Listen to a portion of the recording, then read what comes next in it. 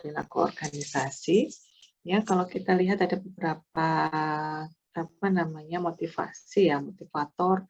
Kemudian ada beberapa hal yang bisa kita ambil di sana.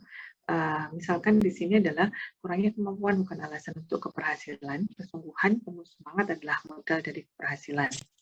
Kemudian duit, meskipun hanya kalimat simple atau kalimat yang singkat, tetapi ada makna di sini. Kerjakan sekarang, duit. Ini adalah merupakan bagian dari salah satu motivasi. Lalu kalau kita lihat di sini apa sih definisinya? Definisi motivasi dalam perilaku organisasi sebagai kemauan untuk berjuang atau berusaha ke tingkat yang lebih tinggi menuju tercapainya tujuan organisasi dengan syarat tidak mengabaikan kemampuannya untuk memperoleh kepuasan dalam pemenuhan kebutuhan pribadi.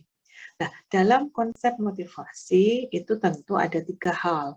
Ada usaha, ada tujuan organisasi, dan ada kebutuhan pribadi. Misal, aku bisa apa ya? Saya ingin mencari atau saya ingin meraih apa ini. Ini adalah motivasi. Jadi pasti ada usaha, kemudian ada punya tujuan ya, sehingga ada kebutuhan pribadi yang ingin dipenuhi oleh kita gitu. Kemudian kalau kita lihat lagi ya, ini adalah suatu pasangan yang tentu satu saling ada keterkaitan gitu ya. Jadi kalau dilihat dari performa kerja sama dengan kemampuan kerja kali dengan motivasi kerja. Nah, dari 3 hal ini ya, 3 hal terkait dengan motivasi ini saling mengisi. Bila tidak ada salah satu dari hal ini, maka tidak terjadi keberhasilan juga. Performa kerjanya juga tidak bisa maksimal. Oke. Kemudian bagaimana sih prosesnya? Proses dari sebuah motivasi itu tentu diawali dengan ada kebutuhan. Kebutuhan yang tak terpenuhi, yang mungkin belum gitu ya, yang tak terpenuhi. Kemudian ada dari kebutuhan itu ada ketegangan mental, kemudian ada dorongan untuk mengantisipasi, lalu mencari perilaku yang sesuai, kemudian ada kebutuhan terpenuhi, dan akhirnya ada penurunan dari tegangan dari tegangan mental dari motivasi. Contoh misalkan dari kebutuhan yang yang tak terpenuhi. Ada sekarang kuliah semester berapa, Dek? Rifda semester berapa, Rifda? Semester 4, Ibu. Semester 4, gitu ya. Ini masih di tengah-tengah gitu. Anda semester 4 berarti 2 tahun ya, masih 2 tahun kuliah. Nah, dari 2 tahun kuliah tentu Anda masih bisa bertahan sampai saat ini, tentu ada kebutuhan yang belum terpenuhi. Kira-kira apa kebutuhan Anda yang belum terpenuhi, Diara? Apa, Diara? 061. Iya, Bu. Apa sih kebutuhan yang belum menurut Anda yang belum Anda penuhi saat ini sehingga Anda masih bertahan tetap kuliah? Itu masih ada beberapa tanggungan mata kuliah yang belum selesai. Tanggungan mata kuliah itu merupakan syarat mutlak untuk meraih apa, Dik? Untuk mencapai itu, Bu, untuk lulus mendapatkan gelar R1 farmasi. Oke. Baik. Sekarang apakah Anda sudah mendapatkan itu? Belum, Bu. Sehingga Anda masih harus mengikuti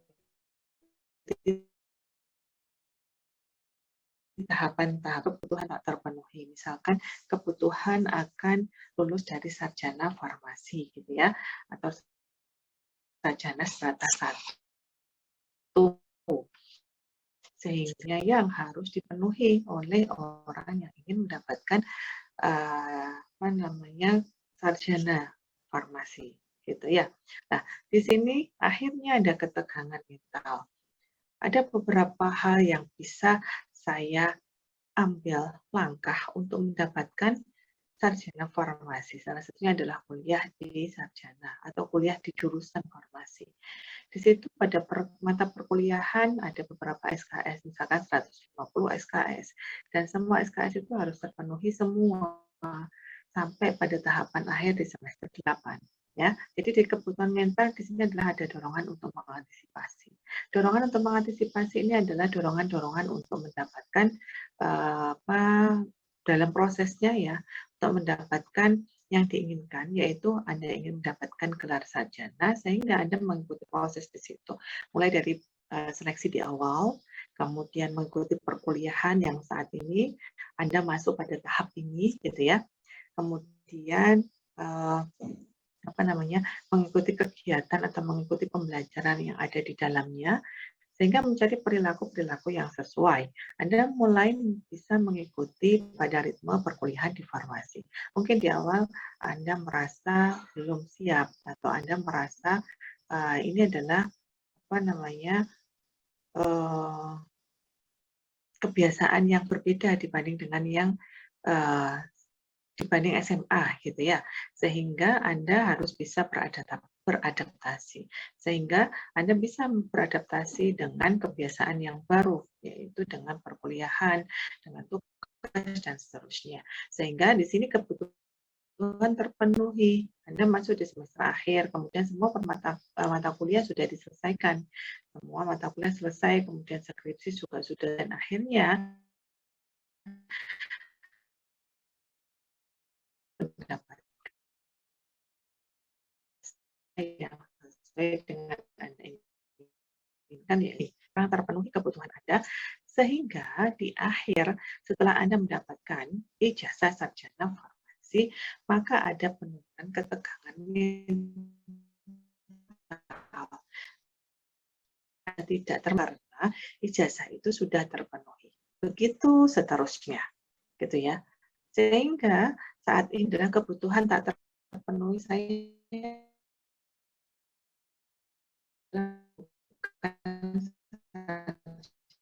farmasi, tetapi profesi. Gitu. Nah, Anda belum menjadi seorang profesi, ya, seorang apoteker, maka ada ketegangan mental. Anda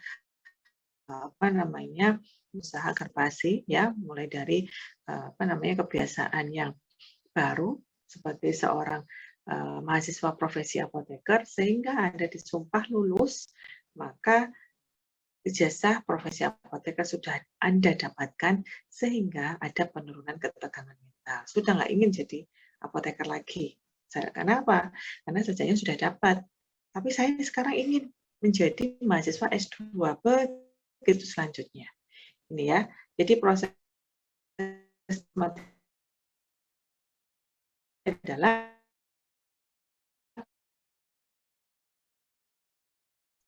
lagi ada kebutuhan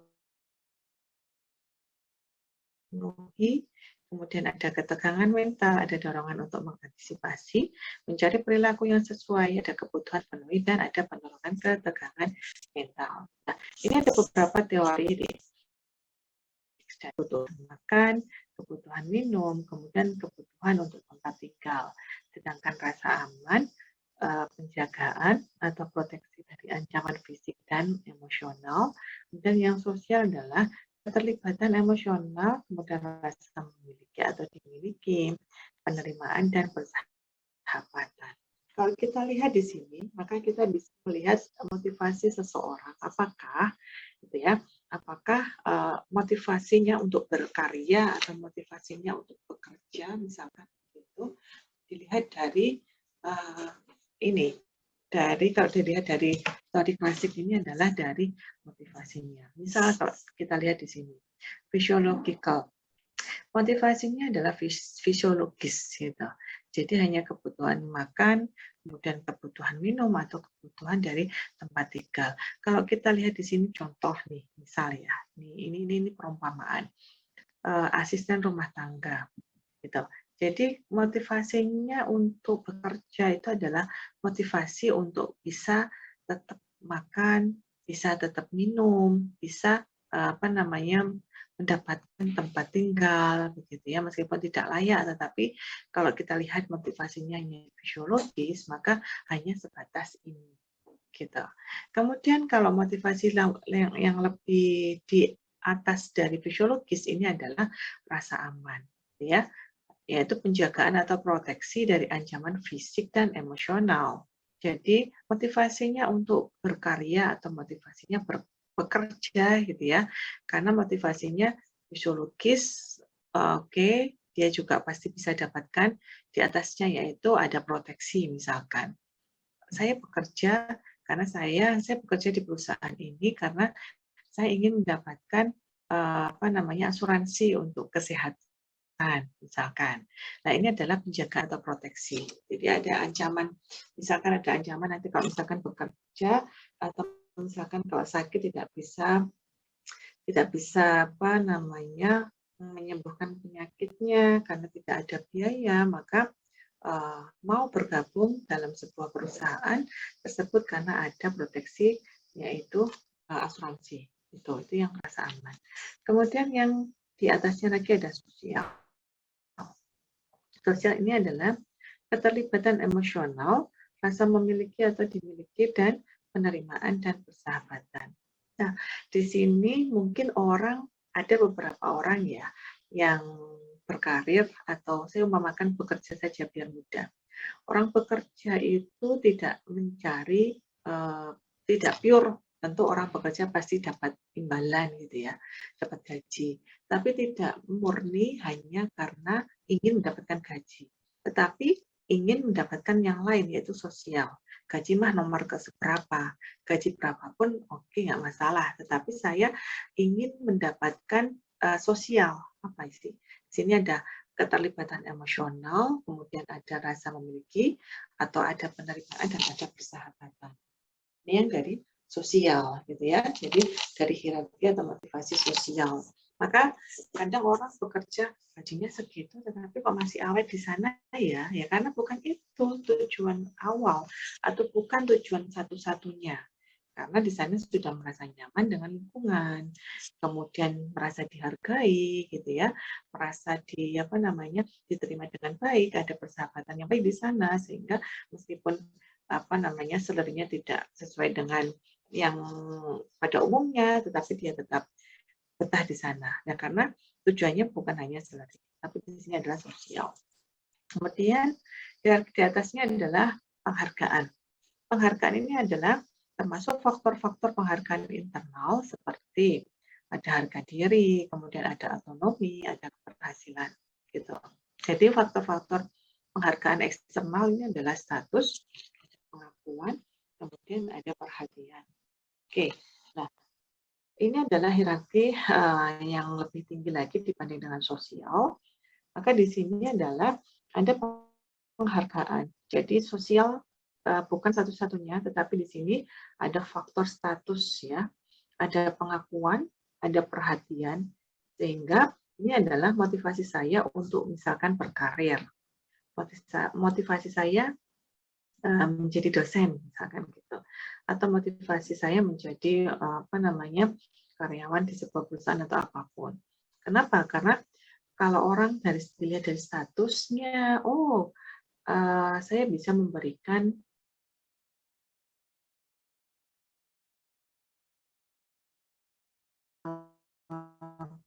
orang melihat saya bukan hanya sebagai misalkan nih sebagai ibu rumah tangga saja, tapi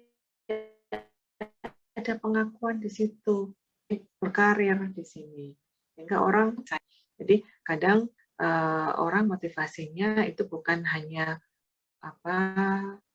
uang atau bukan hanya tempat tinggal, tetapi kalau sudah di level ini ya, di penghargaan itu pasti semuanya yang lainnya sudah didapatkan gitu. Ada motivasi yang lebih dari itu gitu. Jadi mungkin ekonomi itu bukan nomor satu yang jadi perhatian, tetapi perhatian yang lebih dari itu. Oke, ini yang penghargaan. Kemudian yang aktualisasi diri. Kalau dilihat dari hierarki Maslow, aktualisasi diri ini adalah hierarki yang paling tinggi. Jadi di sini orang sudah tidak melihat penghargaan lagi, karena penghargaan itu istilahnya sudah berlebih ya untuk dia. Sehingga di sini adalah dorongan untuk menjadi seseorang yang berarti dan mampu berbuat sesuatu seperti pertumbuhan profesional, pencapaian potensi tertentu, dan pencapaian kepuasan diri. Yang diaktualisasi diri ini adalah kalau dilihat dari hierarki Maslow, motivasinya bukan penghargaan lagi, karena dia sudah banyak sekali penghargaan, ya. Si orang ini sudah banyak sekali, orang sudah tahu gitu ya karirnya, kemudian sudah tahu, sudah diakui lah. Tetapi di sini adalah motivasinya sudah lebih dari itu. Yaitu motivasinya adalah ingin memberikan kontribusi kepada misalkan masyarakat, kemudian kepada profesional, ya, ada profesinya. Kemudian sehingga bila dia sudah bisa memberikan gitu ya pencapaian potensi-potensi tertentu sehingga ada kepuasan di situ. Gitu. Jadi saya sudah tidak memikirkan ujian, sudah tidak memikirkan penerimaan dari masyarakat, karena itu saya sudah diterima gitu ya. Tapi saya ingin mendedikasikan ilmu saya gitu untuk ini misalkan gitu ya dia, untuk profesionalan atau untuk pertumbuhan pendidikan dan seterusnya. Ini kalau motivasinya sudah diaktualisasi diri, maka semua yang ada di bawahnya itu bukan prioritas yang utama. Jadi prioritasnya adalah bagaimana sih bisa memberikan kontribusi kepada masyarakat ataupun kepada pemerintah sehingga sampai puas, sehingga saya merasa puas adalah kalau sudah di tahapan ini. Gitu, ya. Oke, sekarang kita lihat teori dari motivasi. Tadi kalau yang klasik kan ada hierarchy of Maslow gitu ya. Teori hierarkinya Maslow. Kemudian ada teori X dan Y. Kemudian kalau kita lihat lagi ada teori motivasi higienis. Kita lihat sekarang yang X dan Y. Nah, di X dan Y ini dipelopori oleh Douglas McGregor, membedakan sifat manusia ada dua. Dasarnya negatif disebut dengan X, sedangkan dasar positif disebut dengan Y. Nah, apa sih ini? Coba kita lihat. Kalau kita bisa melihat dari gambar di bawah ini, ya, di slide ini. Kita lihat di sini. Dari gambar ini adalah X, ini adalah Y. Nah, X ini kalau dari Douglas McGregor mengasumsikan bahwa karyawan tidak menyukai kerja, kurang berambisi, menghindari tanggung jawab, dan harus diarahkan dan dipaksa untuk berprestasi. Ini yang X. Sedangkan yang Y diasumsikan bahwa karyawan menyukai kerja, bertanggung jawab, mampu membuat keputusan, mengarahkan diri sendiri, dan mampu mengendalikan diri. Gitu. Oke, dari sini kalau kita lihat, maka bila saya mengasumsikan bahwa mahasiswa itu adalah sama dengan X, teori X, atau sebaliknya, mahasiswa itu sama dengan teori Y, gitu kan? Maka kita bisa lihat di sini bagaimana memanage mahasiswa agar bisa termotivasi sesuai dengan yang kita inginkan. Ya. Jadi kalau misalkan begini, saya mengasumsikan bahwa mahasiswa itu teori X, maka bagaimana motivasi mahasiswa? Jadi motivasi saya adalah ya kasih tugas dong, kemudian ya absen, harus ada absensi gitu ya.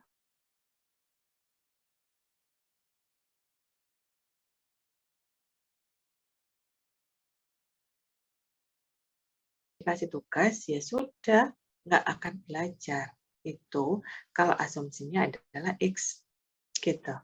Sedangkan kalau asumsinya adalah Y gitu ya, diasumsikan bahwa karyawan menyukai kerja, kemudian bertanggung jawab, mampu membuat keputusan, mengarahkan diri sendiri, dan mampu mengendalikan diri. Kalau saya mengasumsikan mahasiswa adalah Y, maka ya sudah, mahasiswa nggak perlu dikasih tugas, dia sudah belajar, dia sudah bertanggung jawab, gitu.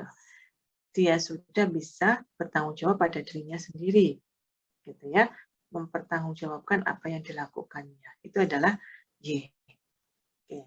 Kemudian kita lihat di sini 4 asumsi negatif dari teori X. Karyawan pada dasarnya tidak suka kerja dan tiap ada kesempatan mencoba menghindarinya. Karena karyawan tidak menyukai kerja, seharusnya mereka diawasi, kemudian dikontrol atau diancam dengan hukuman untuk dapat mencapai target. Karyawan itu akan menghindari tanggung jawab dan setiap ada kesempatan akan mencari petunjuk-petunjuk formal. Biasalah mahasiswa meles. Ya, kalau dikasih tugas, bahkan belum deadline, Bu. Kan terakhirnya besok, gitu kan? Nah, ini jadi nyari-nyari selalah bagaimana biar bisa terhindar dari tugas atau tanggung jawab. Kemudian hampir seluruh karyawan mengutamakan keamanan di atas semua faktor lain yang berhubungan dengan pekerjaan dan mereka hanya menunjukkan sedikit ambisi. Jadi sepertinya tugas itu hanya ya apa ya Dek ya? Ya sudahlah saya kerjakan apa adanya, bukan do the best gitu ya. Saya ingat pokoknya kalau kita mengerjakan sesuatu adalah kerjakan yang terbaik, do the best. Jadi kalau di asumsi negatif teori X di sini adalah karyawan bukan do the best. Jadi ala kadarnya mengerjakan. Yang penting kewajiban saya sudah sudah terlewati, sudah saya kerjakan. Entah itu kerjanya benar atau salah, yang penting kan sudah mengumpulkan. Itu adalah yang teori X. Sedangkan kalau kita Y, 4 asumsi positif. Karyawan dapat memandang kerja sebagai sesuatu yang natural seperti istirahat atau bermain. Manusia akan berlatih tentang arahan, kemudian arahan diri dan kontrol diri jika mereka terlibat dengan tujuan tertentu. Rata-rata orang dapat belajar untuk menerima atau bahkan mencari tanggung jawab, kemampuan untuk membuat keputusan-keputusan yang inovatif. Nah, kalau yang teori Y ini adalah do the best. Mereka mengerjakan yang terbaik, gitu ya. Mengusahakan semuanya adalah pada pekerjaan hasil ya yang terbaik. Makanya di sini pada saat kita memotivasi tidak terlalu tidak terlalu tinggi motivasinya dibanding dengan yang asumsi negatif. Artinya begini, kalau kita sudah melihat bahwa ada 2 sifat manusia, sehingga kita tidak bisa memotivasinya dengan cara yang sama, itu akan berbeda. Gitu. Jadi kalau dilihat dari sini, mana yang harus lebih keras untuk dimotivasi? Lutfia, mana yang harus lebih keras untuk dimotivasi, Lutfia?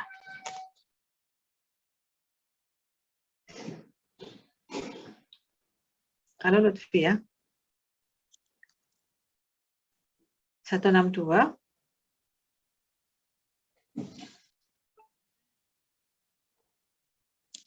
Halo, kalau dari teori X dan Y, Lutfia ini ada nggak sih?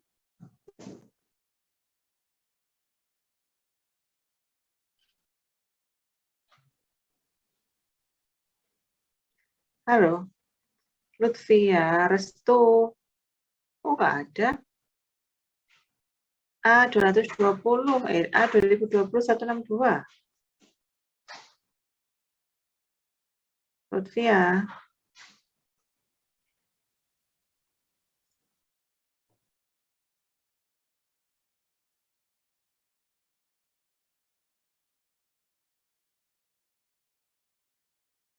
Ya, Octavia.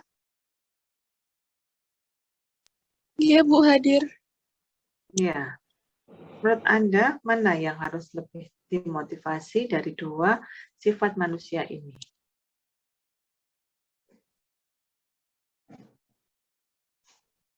Sifat yang mana yang harus lebih dimotivasi? Kalau Anda punya karyawan, misalkan, gitu ya, atau Anda jadi dosen, mana sih sifat yang mana yang harus lebih Anda motivasi?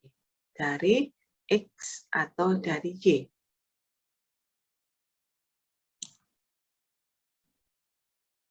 Ya, dengar saya enggak?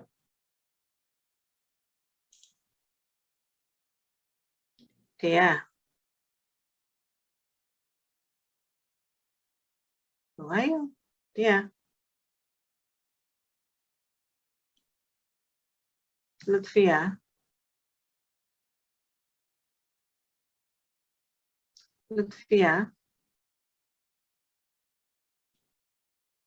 ini yang off kamera dipanggil kok nggak ada ya? Ini khawatirnya nggak ada orangnya ini. Halo, Lutfia? Lutfia?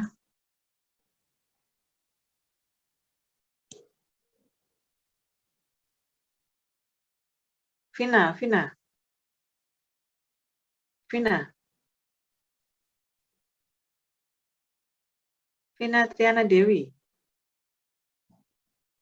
Vin? Suaranya terdengar ya? Yang lain ya? Terdengar, Ibu. Terdengar, Ibu. Iya, Ibu, Nah, terdengar. ini saya cek yang off kamera deh. Vina? Iya, Ibu. Jawab. Menurut saya yang negatif, Bu. Yang negatif, berarti yang mana? Yang teori X. Teori X. Ya. Kalau teori Y, menurut Anda? Sedangkan yang Y, menurut Anda? Kurang baik, Ibu. Iya? Halo? Halo? Kurang baik bagaimana, Dek? Menurut saya kalau yang negatif itu diperbaiki agar menjadi positif, Ibu. Kalau yang sudah teori Y, yang positif, cara memotivasinya menurut Anda yang sesuai bagaimana?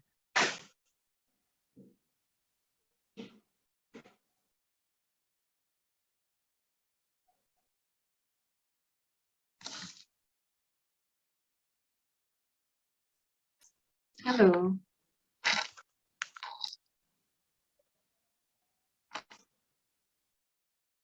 Loh? Halo?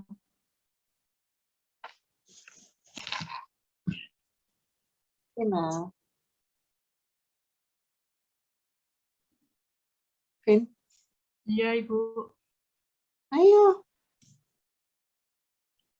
Yang positifnya Halo. Teori X, Bu. Maaf, baru bisa bergabung lagi, saya terkendala jaringan. Oke, teori X. Sedangkan kalau kita lihat di sini kan ada yang dasarnya positif, ada Y gitu ya. Bagaimana sih menurut Anda untuk yang memotivasi yang Y? Ya. Ya, Bu. Kalau yang Y, apakah sama caranya dengan yang X? Sedikit berbeda, Bu, karena untuk yang Y itu sudah tahu untuk tugas dan tanggung jawab pekerjaannya, sedangkan yang X itu harus perintah dulu. Oke, baik. Jadi mungkin di sini yang bisa membedakan kan kalau dilihat dari dasarnya dari McGregor ini sudah jelas.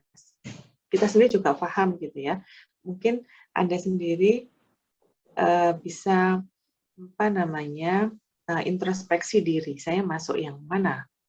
Ya, kalau dengan dasar bahwa saya masuk yang negatif X, maka memang untuk motivasi dengan berbagai cara, misalkan dengan tugas. Sedangkan kalau saya sudah masuk yang positif, jadi di sini hanya sebenarnya untuk memotivasinya adalah dengan pujian bisa, ataupun dengan apa ya namanya ya, motivasinya adalah tidak terlalu kuat dibanding dengan yang negatif. Mungkin hanya kita memberikan secara kerangka secara umum ya, kemudian gimana Anda bisa menyelesaikan itu dan kita bisa memberikan tanggung jawab gitu. Jadi dengan memberikan tanggung jawab yang lebih itu akan lebih memotivasi. Ini adalah untuk yang di G. Sedangkan yang di X karena dasarnya adalah negatif memang harus ada beberapa reward dan punishment dan seterusnya. Baik, sekarang kita masuk ke teori motivasi higienis. Di teori motivasi higienis di sini adalah diusulkan oleh seorang psikolog, namanya adalah Frederick Gaspard. Nah, di teori ini yaitu hubungan seseorang dengan pekerjaannya merupakan sesuatu yang mendasar dan sikap orang terhadap pekerjaannya dapat menentukan kesuksesan atau kegagalan. Faktor-faktor yang menuju kepuasan kerja terpisah dan berbeda dengan faktor-faktor yang menuju ketidakpuasan kerja.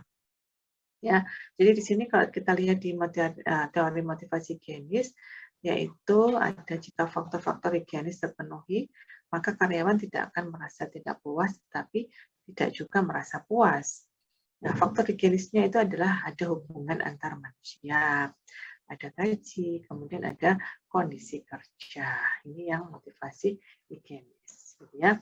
Jadi poin pentingnya adalah di sini. Hubungan seseorang dengan pekerjaannya merupakan sesuatu yang mendasar. Ini. Dan sikap orang terhadap pekerjaannya dapat menentukan sukses atau gagal. Jadi yang menjadi poin penting adalah hubungan dengan orang dengan pekerjaannya merupakan hal yang sangat mendasar. Nah, faktor higienisnya adalah ini. Bisa jadi relasi, kemudian kondisi gitu ya, kondisi lingkungan atau kondisi tempat dia berkarir, ini menjadi faktor yang menjadi motivasinya, atau bisa jadi gaji.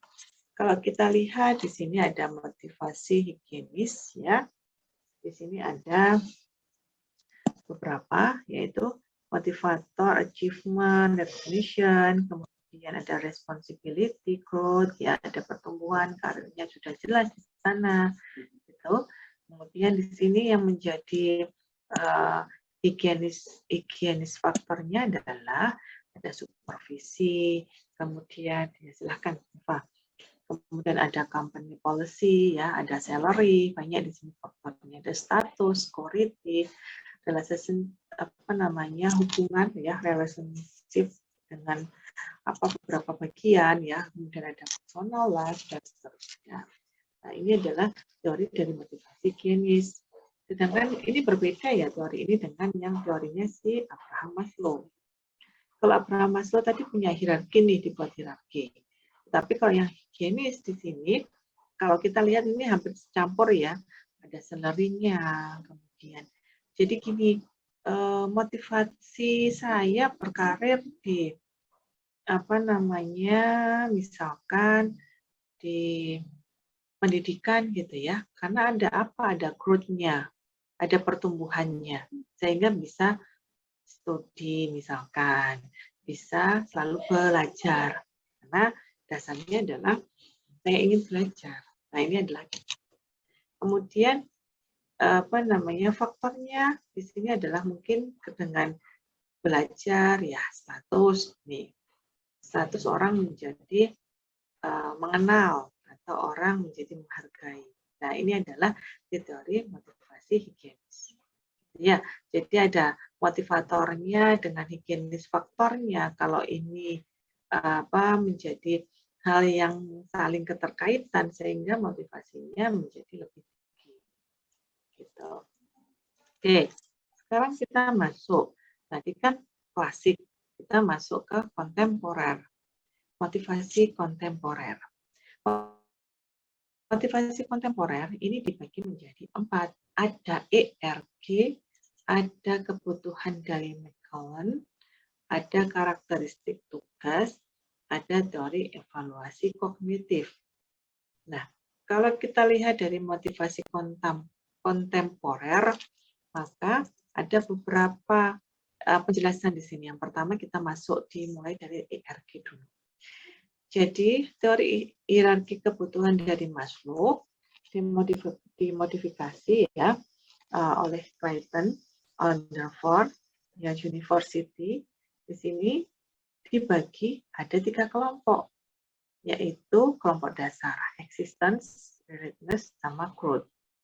Kemudian validitas dari teori ERG ini lebih baik dibanding dengan teori kebutuhan dari hierarkinya si Maslow.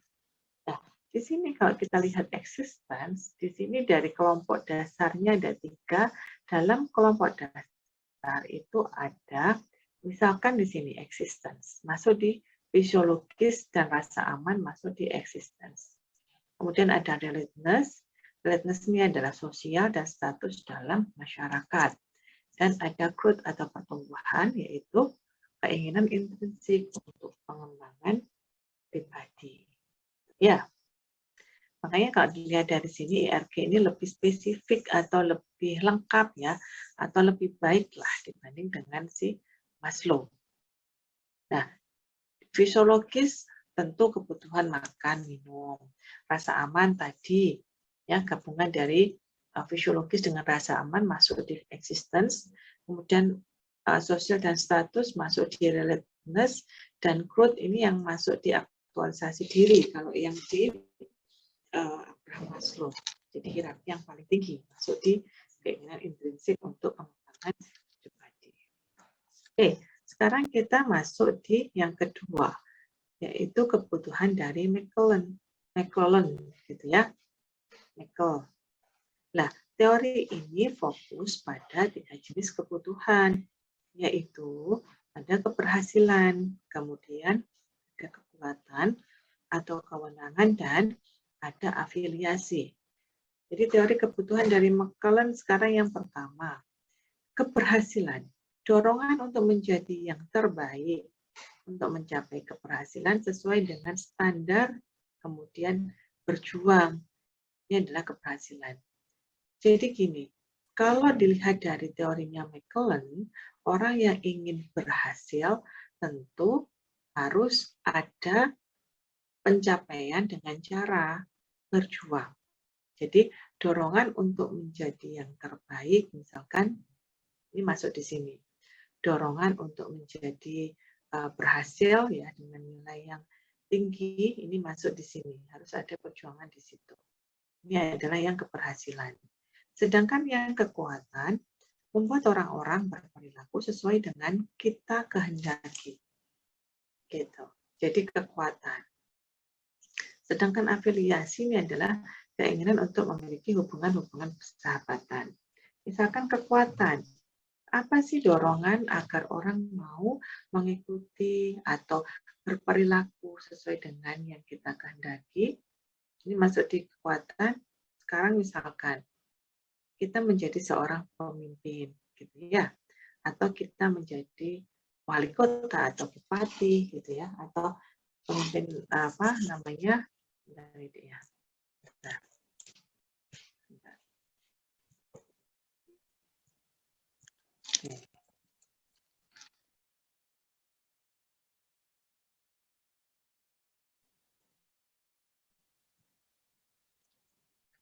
Tadi ya, ini ada yang jeda dulu 3 menit bentar ya.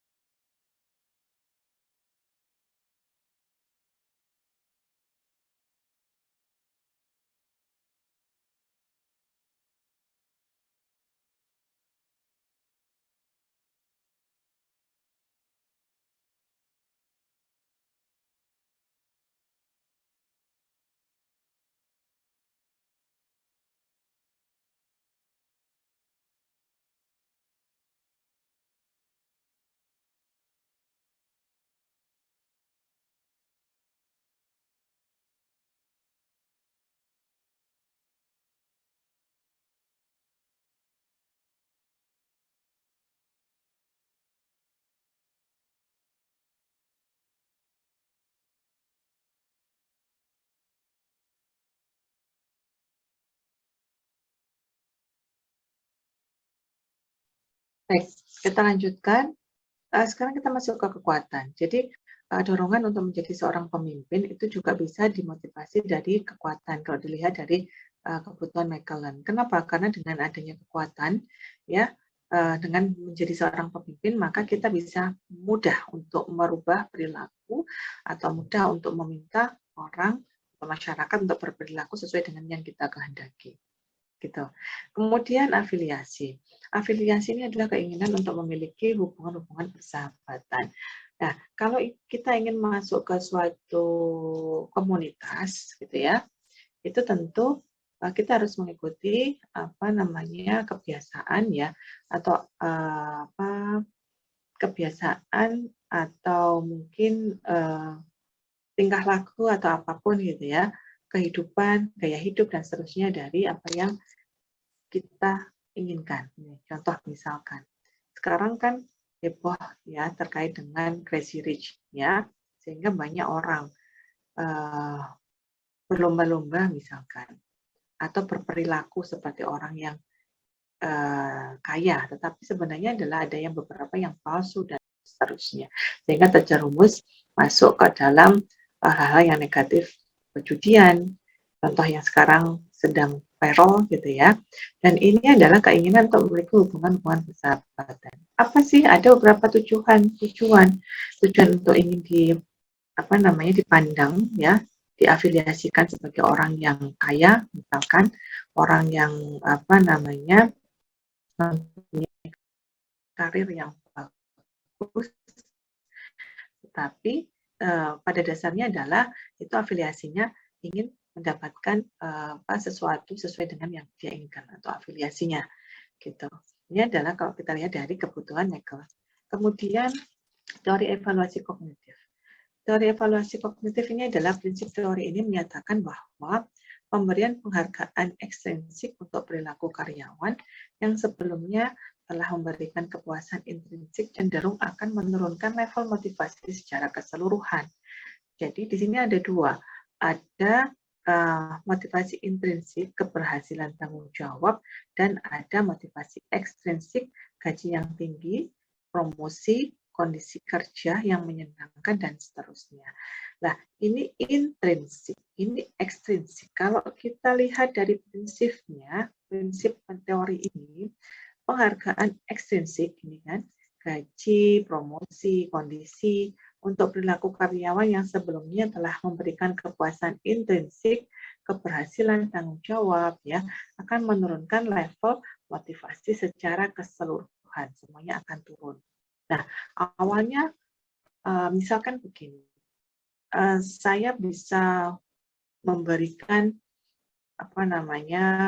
beberapa prestasi ya dalam bekerja, misalkan ya, saya bisa memberikan sebagai seorang leader, saya bisa meningkatkan kinerja dari bawahan, kemudian bisa meningkatkan sales marketing, kemudian bisa meningkatkan penjualan, sehingga dari semua itu akhirnya saya dapat promosi, kemudian mendapatkan gaji yang tinggi gitu ya, kondisi yang menyenangkan dan seterusnya. Nah, dari semua ini kan sudah keberhasilan sudah saya berikan, motivasinya sehingga gaji yang tinggi sudah, gitu ya. Kemudian dari sini akhirnya semua sudah didapatkan, semua ini akan turun, motivasinya ini akan turun. Motivasi untuk mendapatkan gaji tinggi sudah enggak, karena saya sudah dapat. Intensi keberhasilan dan tanggung jawab akan turun. Kenapa? Karena sudah berhasil juga. Gitu. Ini adalah teori dari evaluasi kognitif. Ini adalah 4 jenis dari motivasi, positif, negatif, kemudian intrinsik dan ekstrinsik. Gitu ya. Nah, kita masuk sekarang ke teori karakteristik tugas. Teori ini dikembangkan berdasarkan kenyataan bahwa pekerjaan itu berbeda-beda satu sama lain, di mana beberapa di antaranya lebih menarik dan menantang dibanding dengan lainnya. Ini yang karakteristik tugas. 3 macam teori yang mendukung: teori ciri persyaratan tugas, karakteristik model pekerjaan, dan model proses informasi sosial. Nah, di sini adalah ciri persyaratan tugas itu hubungan antara efek dari pekerjaan, kemudian yang berbeda-beda dengan kepuasan karyawan dan efisien kerja. Ini ciri persyaratan tugas. Kemudian karakteristik model pekerjaan, variasi keterampilan identitas tugas, kemudian kepentingan tugas, otonomi, dan umpan balik. Ini karakteristik model. Dan model proses informasi sosial, di sini orang dapat melihat pekerjaan yang sama, tapi dengan cara evaluasi yang berbeda. Nah, ini tergantung dari motivasi masing-masing, gitu ya. Tergantung misalkan begini, yang terkait dengan ciri persyaratan tugas, gitu ya. Efek dari pekerjaan yang berbeda-beda dengan kepuasan karyawan dan efisien kerja. Ada orang yang suka sebagai di depan itu kan customer service. Ada orang yang tidak suka. Saya sukanya adalah di layar, di backstage-nya. Nah, di sini akan mempengaruhi dari kepuasan kerja. Saya itu nggak bisa ngomong kalau ditaruh di depan. Saya itu sukanya adalah di belakang layar, gitu. Sehingga dia nggak puas dengan pekerjaannya. Kenapa? Karena motivasinya saya nggak di depan layar, tidak di depan customer, tetapi saya sukanya adalah di belakang, mengerjakan hal-hal yang. Nah, ini adalah persyaratan tugas, gitu ya. Jadi orang melihat dari variasi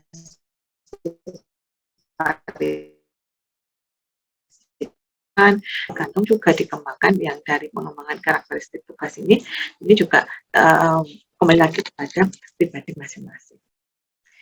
Ini adalah manajemen partisipatif. Nah,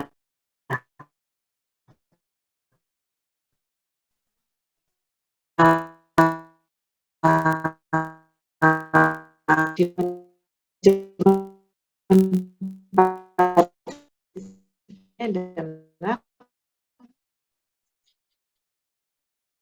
atau pengambilan keputusan secara bersama-sama. Sebentar.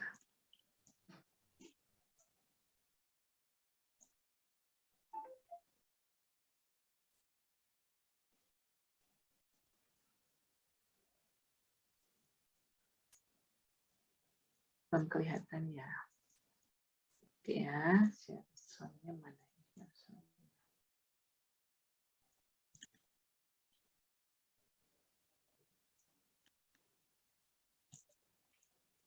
Kelihatan ini, Dek?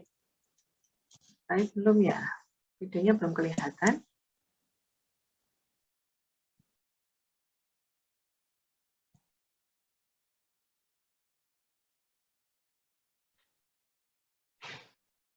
Belum kelihatan ya, Dek ya? Belum ya, oke. Kalau begini, belum juga. Sudah kelihatan. Oke.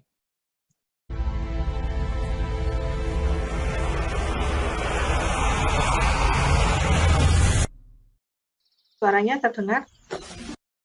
Bentar, suaranya terdengar tadi, Dek? Terdengar, Bu.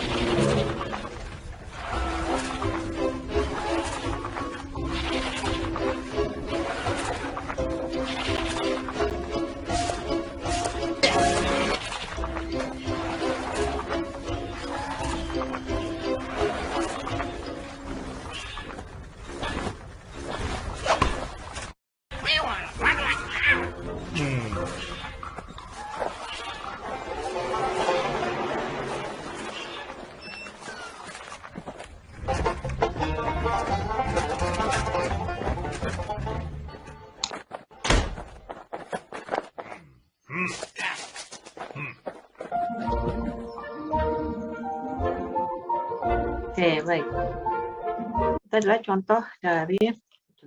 contoh dari apa namanya beberapa tipe ya dari karyawan. Ada yang mungkin dia hanya bisa sebagai istilahnya sebagai tadi kayak seperti yang di roda itu ya, sebagai orang yang tidak memberikan kontribusi apapun, tetapi dia adalah malah membebani. Nah, di sini di manajemen partisipatif ini sebenarnya salah satunya adalah ingin mengakomodasi itu semua sehingga semua yang ada dalam perusahaan atau dalam organisasi itu merasa memiliki gitu. Jadi kalau di manajemen partisipatif ini ada pengambilan keputusannya adalah bersama-sama sehingga antara atasan, bawahan gitu ya bisa mewadahi dalam suatu keputusan. Jadi dalam prakteknya ini adalah merupakan tanggung jawab dari manajemen kepada karyawan. Jadi orang kalau dengan menggunakan manajemen partisipatif akan merasa lebih dihargai. Sehingga dengan motivasi itu ya dia merasa lebih dihargai sehingga dia termotivasi untuk bisa memberikan kontribusinya kepada perusahaan. Dalam prakteknya merupakan istilah payung yang meliputi berbagai aktivitas, penetapan tujuan, penyelesaian problem, keterlibatan langsung dalam keputusan-keputusan kerja, representasi dalam badan-badan pembuatan kebijaksanaan. Secara umum merupakan kewajiban etis perusahaan yang dapat meningkatkan moral dan produktivitas karyawan. Jadi secara tidak langsung kalau kita merasa lebih dihargai gitu, atau kita merasa bahwa kehadiran kita itu diperlukan dalam sebuah perusahaan ataupun dalam sebuah organisasi, itu akan justru akan memberikan motivasi kita untuk memberikan kinerja kita menjadi lebih baik lagi, gitu ya. Oke, baik. Makanya tadi kan kalau kita lihat dari dihubungkan dengan teori X dan Y, kalau sudah positif maka dengan penghargaan itu akan menjadi lebih positif lagi, lebih termotivasi untuk memberikan yang terbaik. Ini prinsip dasar manajemen partisipatif, bahwa semua proses manajemen dibangun di atas hubungan yang berdasar rasa saling percaya, yang menuntut keterbukaan dan kejujuran, baik dari pihak atasan maupun dari bawahan. Kemudian bahwa bawahan mau melaksanakan tugas bukan semata-mata karena perintah, melainkan karena merasa dimengerti oleh atasannya dan merasa paham akan masalah yang dihadapi. Bahwa seseorang memiliki kebutuhan untuk ikut serta dalam proses pengambilan keputusan. Ini bisa dipenuhi dengan melibatkan mereka dalam proses pemecahan masalah. Kita libatkan saja karyawan kita untuk menyelesaikan permasalahan. Ide-ide mereka belum tentu negatif atau belum tentu tidak baik gitu ya. Maka justru dengan kita melibatkan mereka ya ide-ide brilian atau ide-ide yang mungkin tidak tergambarkan, tidak terfikirkan oleh yang lain akan muncul, nanti akan banyak ide di situ. Jangan mencoba memecahkan masalah yang dihadapi bawahan, karena kita tidak akan paham betul akan masalah yang sebenarnya. Anda bisa menunjuk adanya problem, tapi jangan coba memecahkannya. Beri kesempatan pada bawahan memecahkan masalahnya sendiri dengan bantuan Anda tentunya sebagai atasan. Dan menggunakan prinsip-prinsip tersebut, manajer interaktif atau partisipatif memberikan kebebasan pada bawahan atau pegawai dalam memperoleh daya pengungkapan personalitas yang optimal ketika bekerja. Ya, ini contoh tadi. Jadi kita bareng-bareng gitu ya, kemudian nyebrang sehingga bisa mendapatkan sesuai dengan visi dari perusahaan tersebut. Baik, sekarang kita masuk di sini ada quality circle. Jadi di quality circle ini adalah idenya awalnya dari USA, kemudian dikembangkannya di Jepang, ya. Jadi quality circle ini seperti kelompok gitu deh. Buat kelompok-kelompok kerja yang isinya sekitar nggak banyak lah, bahkan sampai dengan 10 karyawan. Dan di dalam kelompok itu ada atasannya juga. ya, ada supervisor yang membagi tanggung jawab bersama. Jadi dalam quality circle ini ada suatu permasalahan misalkan yang atau ada satu kasus yang akan dipecahkan. Jadi di sini ada karyawan, kemudian ada leadernya, ada pimpinan atau supervisornya, kemudian ada kepala seksinya, ya ada manajernya yang tergabung dalam satu kelompok. Nah, dalam kelompok ini diberikan tugas dan tanggung jawab masing-masing sesuai dengan kapasitasnya.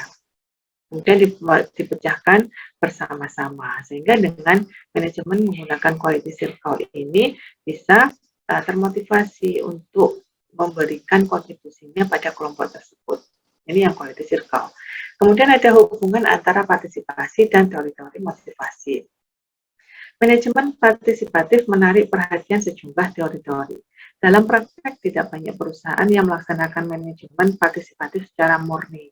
Jadi dalam prakteknya biasanya memang pseudo, gitu ya, pseudo participation atau ada partisipasi semu atau kombinasi, gitu. Jadi tidak pure menggunakan partisipasi, tapi ada kombinasi dengan teori-teori yang lain, misalkan menggunakan teori yang klasik atau dengan yang kontemporer. Sehingga didapatkan dengan kombinasi itu akan menjadi lebih baik lagi, ya, motivasinya si karyawan. Kemudian ada beberapa motivasi yang lain, yaitu menggunakan kompensasi berdasarkan prestasi. Jadi kompensasi ini tadi reward and punishment. Kalau kita kembali lagi ke teori yang negatif tadi ya atau XD, atau Y yang negatif. Kalau kita menggunakan teori XY. Halo, yang negatif X atau Y? X. Oke, dengan X ya, dengan adanya beberapa sistem, misalkan di sini ada kompensasi berdasarkan prestasi. Sistem pembayaran karyawan berdasarkan beberapa pengukuran prestasi kerja. Beda dengan sistem pembayaran tradisional berdasarkan waktu atau lamanya kerja. Ini bisa di grading misalkan. Sekarang beberapa perusahaan internasional itu mulai ada gradingnya gitu. Jadi kinerja itu dilihat dari prestasinya gitu ya. Ada kenaikan gaji dilihat dari gradingnya. Kalau dia masuk di grade A maka 30% misalkan, grade B 25%, grade C 10%, grade D tidak naik gajinya. Nah, dari grading ini akan memberikan motivasi juga.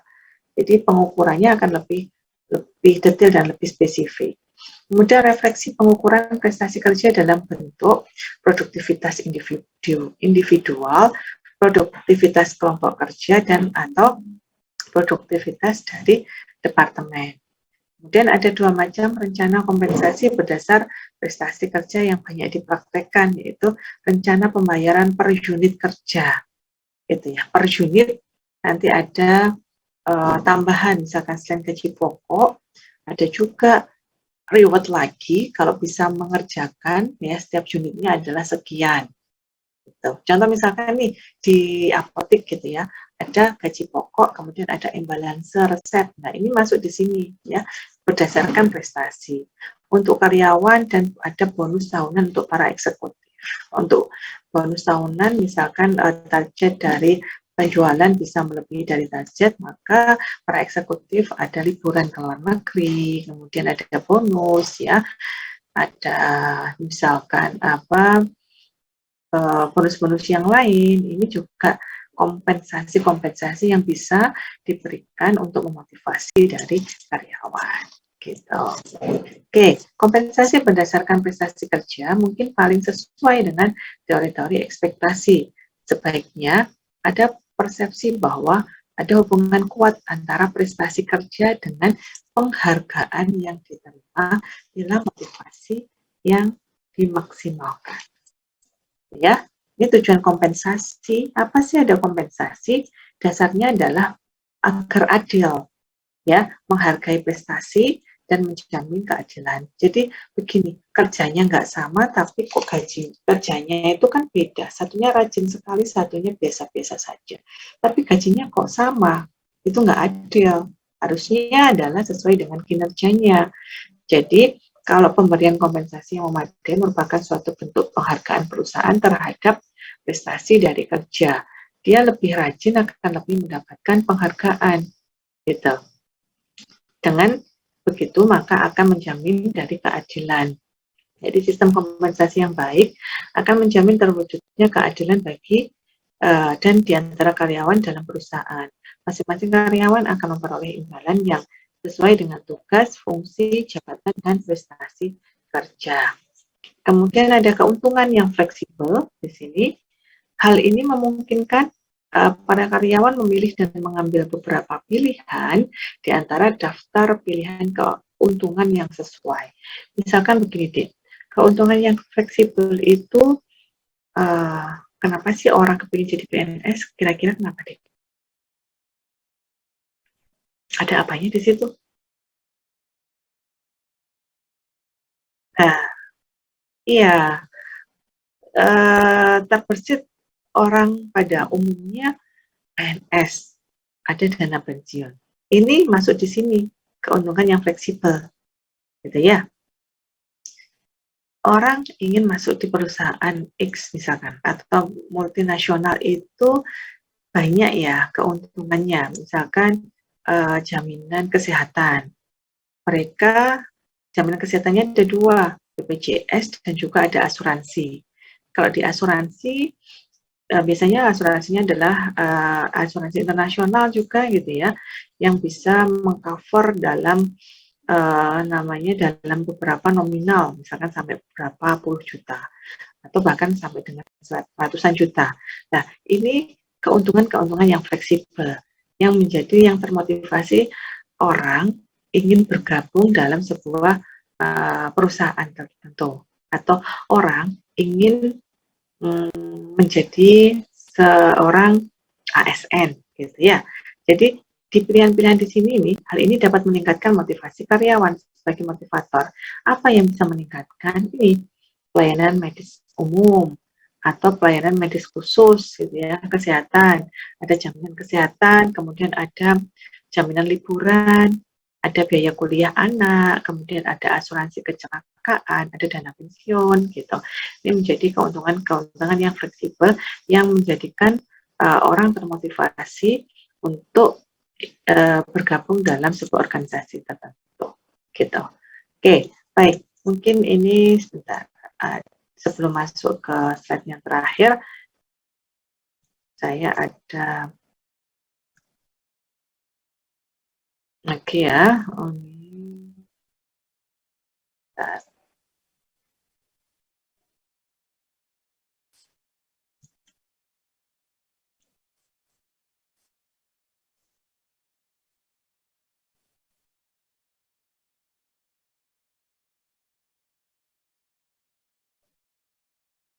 Belum kelihatan ya? Oke, ini kelihatan? Belum, Ibu. Belum ya?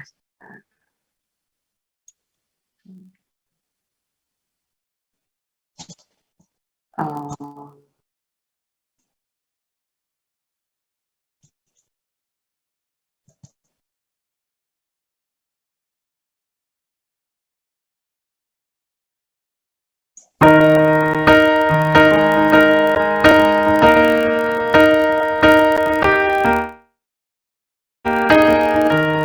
Where is the moment we need it the most? You kick up the leaves and the magic is lost.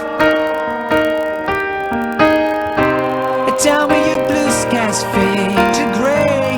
Tell me your passion's gone away. And I don't need no care, no. You stand in the line just to hit a new low. You're faking a smile with the coffee to go. And tell me your life's been way offline. You fall into pieces every time. And I don't need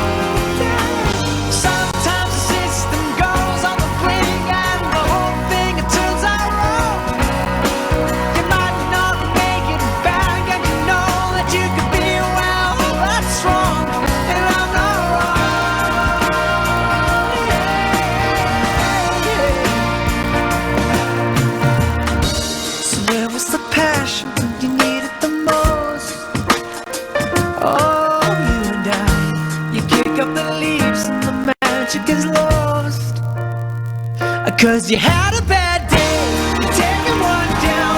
You sing a sad song just to turn it around. You say you don't know, you tell me don't lie. You work and smile and you go for a ride. You had a bad day, you see what you like. And how does it feel? Oh, one more time. You had a bad day. You had a bad day. Jadi kalau kita bisa lihat di situ ada pesan bahwa bagaimana kita harus mengusahakan apa yang kita inginkan sesuai dengan teori dari motivasi gitu ya. Ada perilaku yang atau ada kebutuhan-kebutuhan yang belum terpenuhi sehingga kita harus berusaha untuk mendapatkan itu. Baik, kemudian mungkin ini ada lagi yang dan close dulu. Ini adalah kalau kita lihat dari Nokia.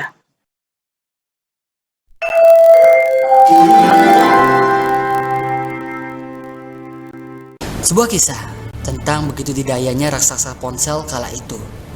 Saking didayanya, bahkan dianggap mampu mendominasi pasar hingga beberapa dekade ke depan. Namun tampaknya, ekspektasi itu kian kabur. Hingga klimaksnya pun terjadi. Seakan kelabu senja bersemayam di kantor pusat Nokia di kota Helsinki, Finlandia kala itu. Tak ada yang menyangka, bagaimana tidak, dalam sejarah penggunaan handphone, brand Nokia sempat dicap sebagai brand sejuta umat. Namun sayangnya, Nokia malah terpinggirkan. Di mana hari-hari itu, kita bisa menyaksikan drama robohnya kedidayaan Nokia dalam panggung industri ponsel global. Di banyak negara, pangsa pasar Nokia jatuh bertumbangan. Dan fakta pahitnya, dalam 3 tahun saja setelah itu, saham Nokia anjlok hingga 80%. Yang jelas, ini sama saja dengan kehancuran. Hingga pada akhirnya CEO Nokia, Jorma Ollila, mengumumkan persetujuan akuisisi Microsoft terhadap Nokia. Dengan sedih, ia sempat berkata, "Kami selalu berpegang teguh pada visi misi kami selama bertahun-tahun. Sebuah visi misi yang membawa kami merajai pangsa pasar dunia. Tapi saya tidak tahu kenapa kami sekarang justru bisa kalah." Sebuah kalimat yang mengharukan, yang menandakan berakhirnya hegemoni Nokia saat itu. Berkaca pada hal itu, mungkin kita akan bertanya-tanya, apa yang salah? Bagaimana mungkin Nokia yang begitu jayanya malah menjadi pecundang? Tidak ada yang salah memang, tapi nyatanya dunia berubah dengan cepat. Mereka dibuat terlena, melewatkan pembelajaran penting, melewatkan perubahan, hingga pada akhirnya menjadi kehilangan momentum. Jadi ada beberapa hal yang bisa kita petik. Pertama, mempertahankan kedegayaan itu tidaklah mudah, sehingga tak peduli sehebat apapun perusahaan tersebut, jika terus saja terlena akan hal itu, maka bersiap-siaplah akan digantikan. Kemudian yang kedua, Nokia bergerak terlalu lambat. Kompetisi perangkat mobile sebenarnya sudah panas sejak tahun 2007, di mana ketika Apple merilis iPhone pertamanya.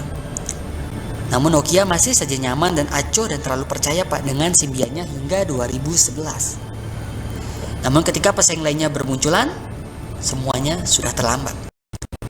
Nokia seakan gagap dalam meminang Microsoft yang masih prematur dalam dunia mobile kala itu. Sahabatku, hal yang terjadi pada Nokia bisa saja terjadi pada kita. Kita kadang terlalu takut untuk berubah. Kita bahkan enggan untuk belajar hal baru lantaran merasa tidak ada gunanya untuk hidup ke depan. Kita juga bahkan sering jumawa dan kerap lupa diri ketika berada di puncak. Seolah-olah serasa akan berada di puncak untuk selama-lamanya. Dan serta kerap dengan begitu entengnya meremehkan kompetitor yang dianggap masih belum berpengalaman.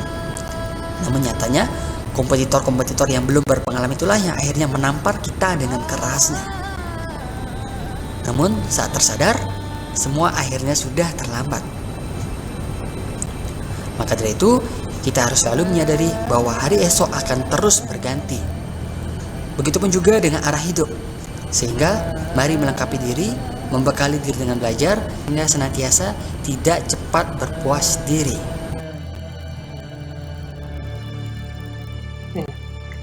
Mungkin ada yang bisa mengambil hikmah dari video tadi.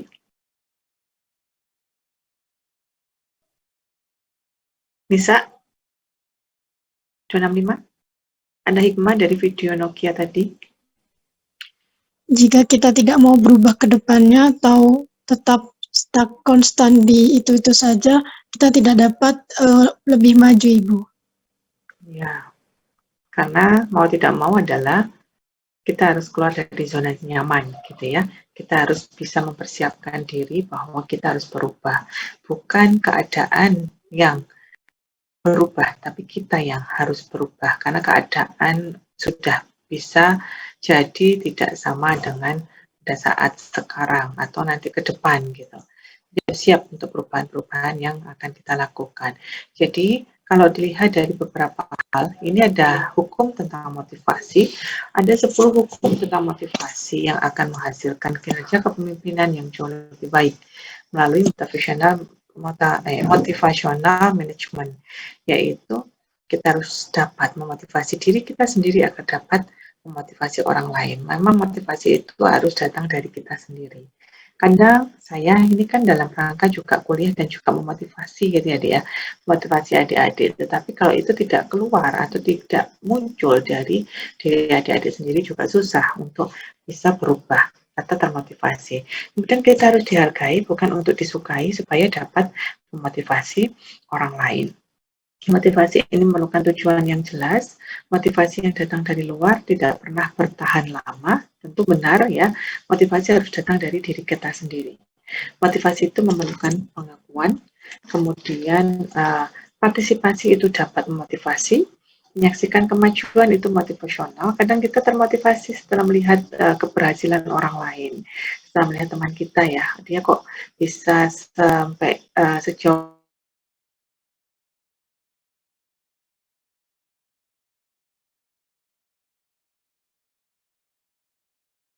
ini motivasi, tantangan hanya motivasi. Nah, kita berpikir dapat menang. Jadi harus berpikir bahwa kita bisa, bukan berpikir kita kalah, tetapi kita harus berpikir kita bisa menang.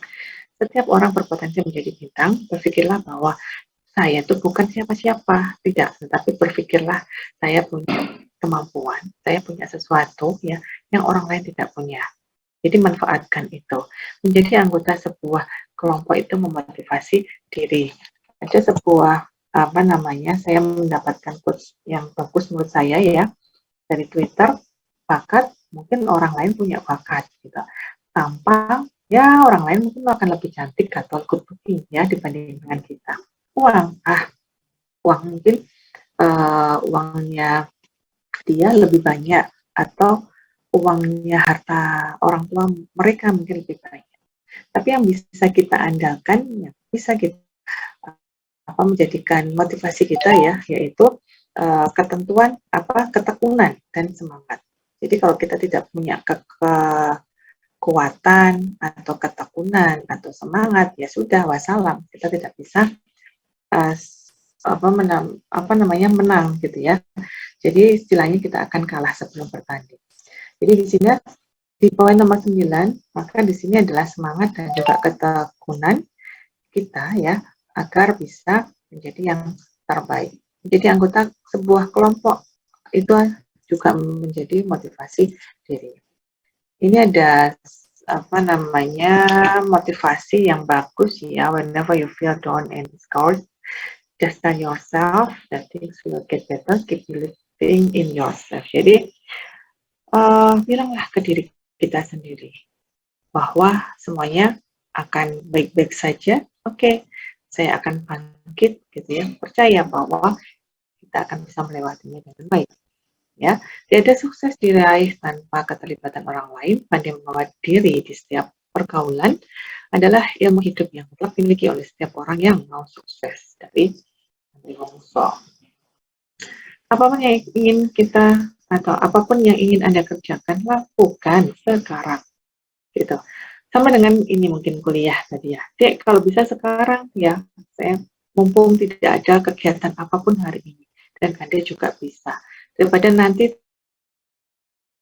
tiba-tiba nanti ada apalah, ada kegiatan yang lain. Maka kalau bisa kita lakukan sekarang, lakukan sekarang. Kenapa? Karena akan banyak hal lain esok yang harus Anda lakukan. Ini dari Mary Riana. Rukun, bekerja sama, bahagia di tempat kerja untuk memberikan berkah pada keluarga tercinta. Just 3 keys to enjoy life ya. Kontrol, HLT, delete. Nah, nih, jadi sama kayak yang di laptop Anda. Untuk enjoy life ya. Control yourself, look for alternative solution, delete the situation which gives you tension. Jadi ya sudah, buat happy atau buat itu nyaman, karena yang bikin nyaman itu ya kita sendiri. Yang bikin gak nyaman ya kita sendiri gitu. Jadi bagaimana kita bisa menghadapi, bagaimana kita bisa memanage diri kita sendiri sehingga kita masih waras gitu ya. Ya kata anak muda sekarang kan begitu. Bagaimana kita bisa melewati itu semua dengan situasi yang bahagia. Meskipun itu ada ada problem pada diri kita, tapi kita bagaimana menghadapi. Mungkin orang melihat ini misalkan kayak ini kok enjoy aja ya, artinya melihat kayak nggak ada beban begitu. Padahal saya harus pisah sama anak gitu ya, saya harus jauh. Nah itu kan tergantung dari kita sendiri gitu. Bagaimana kita bisa mensiasati itu menjadi hal yang positif. Oke, semangat menjaga wajada. Terima kasih adik-adik untuk kuliah motivasi hari ini. Apakah ada pertanyaan? Jangan lupa untuk diisi absensinya. Jangan lupa diisi yang belum. Oke.